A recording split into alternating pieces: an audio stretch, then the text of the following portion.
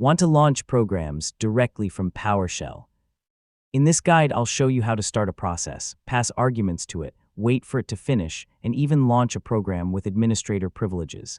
Yeah, let's get started. First, open PowerShell. The main command you'll use is start process. It starts a program as a separate process on your computer. For a simple example, type start process notepad and press enter.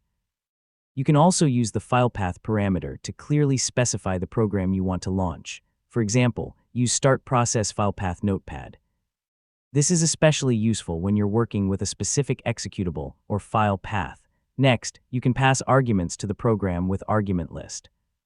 For example, you can start Notepad and open a specific text file by using start process file path notepad argument list, c \temp\notes, txt. Just make sure the file path is correct.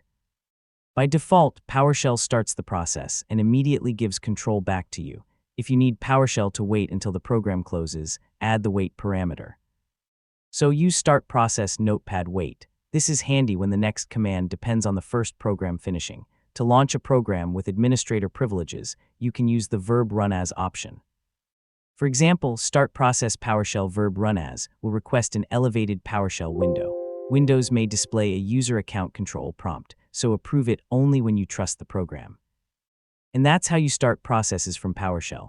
You can launch programs, pass arguments, wait for completion, or request elevated permissions all from the terminal. Pretty useful, right?